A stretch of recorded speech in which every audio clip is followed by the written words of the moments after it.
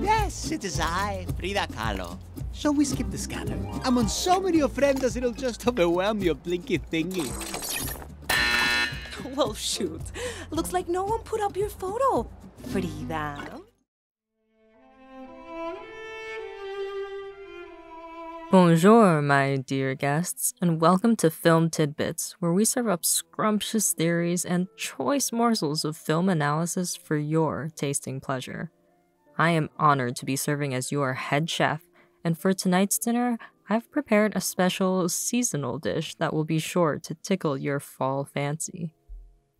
At the turn of the month, as American me got into the Halloween spirit, and more importantly, as Mexican and Mexican heritage people around the world celebrated Dia de los Muertos, I couldn't help but watch, you guessed it, Coco.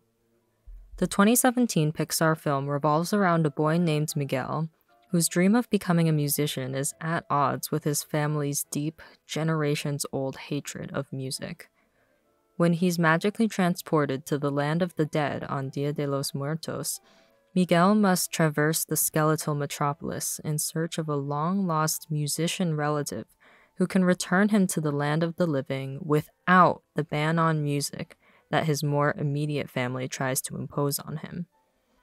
Over the course of his journey, Miguel observes both the most lavish lifestyles and the most destitute destinations in the land. He reveals hidden truths in his family's history and within himself, and he discovers the strength of a family bond that transcends life and death. But I'm not here to rant and rave about the movie in its entirety, at least not today. No, I want to focus tonight's menu on one small tidbit that caught me off guard in my first viewing of Coco: the motif of border control.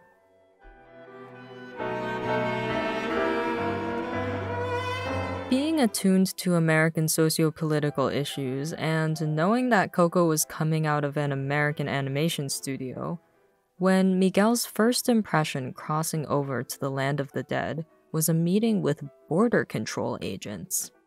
Welcome back to the land of the dead. Please have all offerings ready for re-entry. Welcome back. Anything to declare? Some churros from my family. A wonder. If you're experiencing travel issues, agents at the Department of Family Reunions are available to assist you. Next family, please. I had to ask why. Why, in this American children's movie meant to celebrate Mexican culture, did the institution of border control command such a large visual and thematic presence? Was it because in the American mind, Mexico is so heavily associated with questions of immigration and border control? Could it be that the motif made its way into the film subconsciously? Or did the creators mean for the image to be humorous? Remember, Coco was released in October and November of 2017, just about 1 year after the election of Donald Trump to the US presidency. If you'll recall, Trump's presidential policies hit hard on immigration and customs enforcement, most infamously his campaign to build a wall at the US-Mexico border, at Mexico's expense, of course. But no less his deployment of troops to the border, his zero-tolerance policy against migrants, his verbal attacks on so-called illegal immigrants, and the provocations he incited against these folk in mass media. I won't go down the political rabbit hole here, but suffice it to say, as a first-generation American, child of immigrants, watching Coco for the first time against this political backdrop, I was on guard at first. So why does Coco seem to play with the theme of border control? To answer that question, let's take a closer look at the socioeconomic mechanics which rule the land of the dead.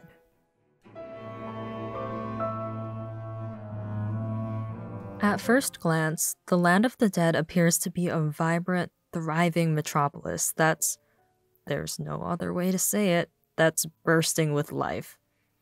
The city is filled with the hustle and bustle of Dia de los Muertos festivities. We see hordes of people crossing the marigold bridges to visit their living families, sharing tender moments and bringing back all sorts of ofrenda goodies.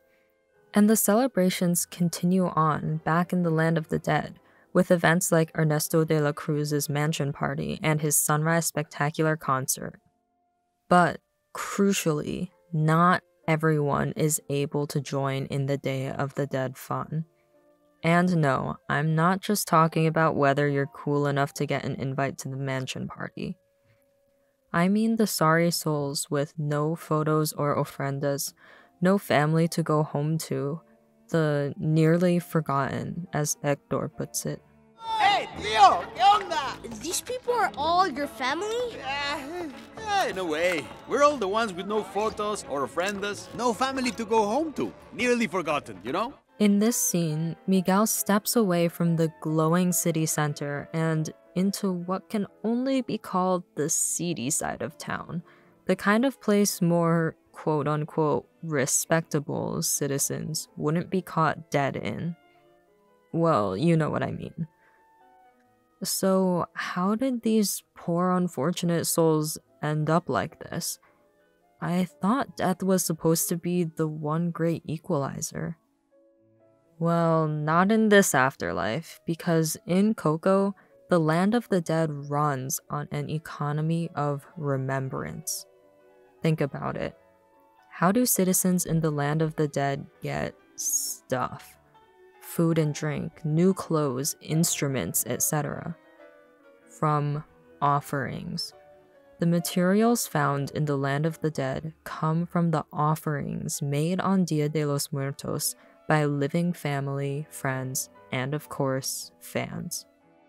Why does Ernesto de la Cruz get to live it up in a fancy mansion after death, throwing huge parties and enjoying all life's pleasures, while people like Hector live in the slums with nothing to their name but the clothes on their back?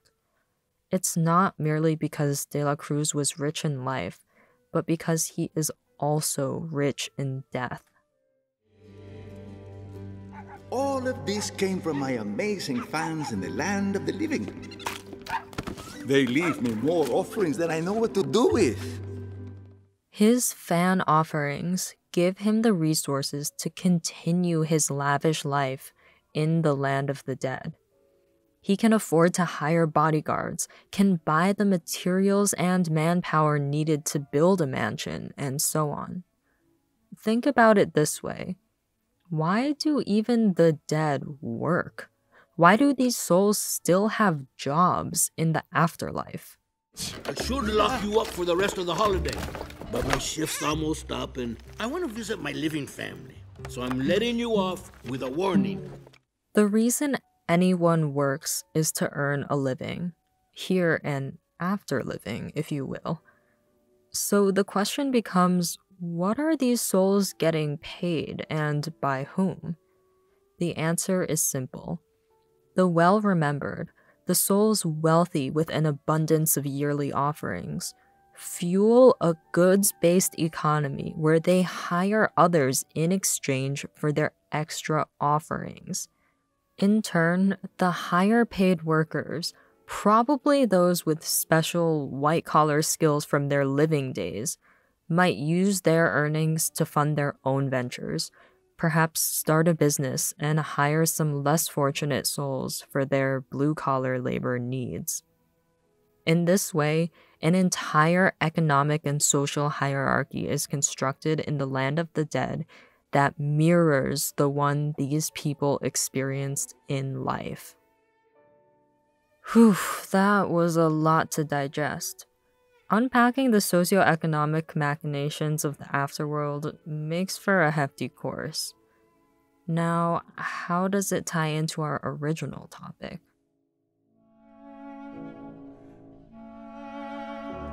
Returning to the motif of border control, let's run through all this again. In the world of Coco, offerings from the land of the living fuel the economy of the land of the dead. In other words, wealth lies in the land of the living. To access this wealth, you need to cross the border. To cross the border, you must pass an ID check by border control agents confirming that your photo is on someone's ofrenda in the land of the living. Meaning, you need to have connections, a support network already in place if you want to cross over and access that wealth. The result? Those without systems of support, those who most need that access to more resources and better opportunities, are barred from it by border control laws. Even in death, the rich get richer, and those poor souls who were neglected in life, shortchanged and let down by historical and institutional inequities, are even cheated out of a better afterlife in the land of the dead, as they are, yet again, nearly forgotten. And for all my talk up to this point on Coco's metaphors about borders and economic opportunity, I want to turn our attention to the empathetic highlight that really makes the film shine: the character of Hector. Through Hector, we see that reasons to cross the border aren't limited to money, aren't about stealing jobs or whatever other ridiculous reasons anti-immigration zealots claim. At the same time, audience appreciation for Hector's exceptionally slow character development imitates the simultaneous real-world process of building empathy for people like him. At least one hopes. Because we know from the get-go that Hector is nothing short of desperate to cross. In fact, one of his failed border runs is the very first event Miguel witnesses as he reaches the land of the dead. But as audience members, we're made to feel suspicious of why Hector wants to cross the border. He's opaque about his objectives, not revealing his real reason until practically the end of the movie, and our main protagonist Miguel definitely has his doubts about his new companion. Wait. Wait.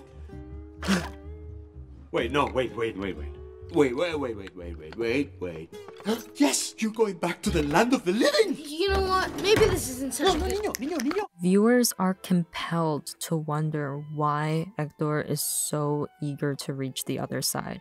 We're practically provoked into questioning whether his intentions are good. But when we eventually find out his heartbreaking backstory, it becomes painfully clear that in spite of our initial misgivings about this shady character, Hector had all the reason in the world to cross the border. He was never trying to somehow take advantage of the system. He wasn't after greedy economic gain. He didn't want to cross just to get to the land of the living. No, he had something much larger at stake. The chance at a final reunion with his beloved daughter. Hector needed to cross the border in order to see his little girl one last time, before his dwindling afterlife ran out and he came to his final death. Hector?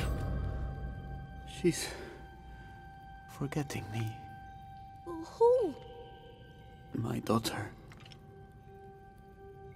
She's the reason you wanted to cross the bridge.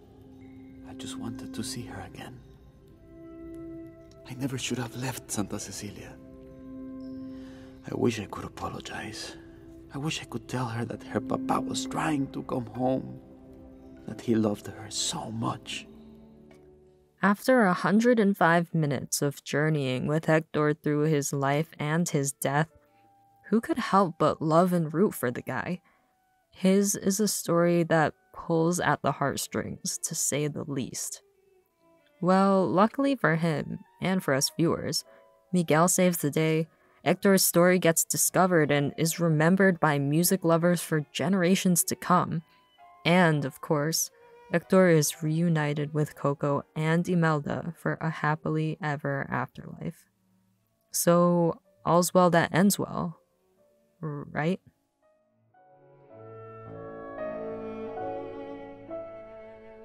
Don't get me wrong, it's a lovely ending and a beautiful way to wrap up the film. But think with me a moment here. What would have happened if Hector hadn't just so happened to meet Miguel during his little musician's blessing existential crisis? Stopped time and again by border control authorities from crossing over, he would have soon been completely forgotten, wiped from existence, never having gotten the chance to even look upon his daughter again. After having his life stolen from him, he would have suffered an equally miserable afterlife and then simply been forgotten. His story never told or cared about. Hector was lucky. But what about the less lucky ones?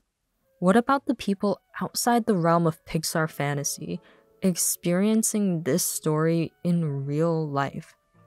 The migrants around the world risking everything to leave their homes, trying to cross borders not for some malicious, law-thwarting reason, but because they have something higher at stake. The people who must cross just to make a decent living and provide for their families. What about those who are actually separated from their families, their loved ones, by something as frivolous as border control laws and petty politics? Pixar's Coco is not merely about the made-up story of Hector, and our appreciation of the film should not end there either. Let's not forget the movie's signature song. Coco makes a plea for remembrance. Remember me. Remember Hector and his story. But in doing so, remember that these stories go beyond fiction. Remember the people who are robbed of a better life. Remember those who never get the chance to share their stories. Remember the less lucky, the institutionally neglected, the nearly forgotten. Remember them. Before we wrap up, I want to give a special shout out to my fellow film connoisseur and first patron, Catboy Prince. Catboy Prince, your patronage comes to me at a time of personal financial instability, and it has truly skyrocketed my motivation to continue putting in the work to keep up this channel. So for that, sincerely, I thank you. And of course, my thanks to all of you for joining me for dinner today. I want to hear from you, my dear guests. How did you enjoy the food? Post a review or share your favorite Coco tidbits in the comment section below. Don't forget to tip your server in the form of like and subscribes, and please do share with your fellow Coco fans. For access to behind-the-scenes content and a more dedicated Film Tidbits community, definitely check out our Patreon page at the link below. It has certainly been my pleasure to share this meal with you all. This is your head chef signing off, and I wish you all a pleasant evening.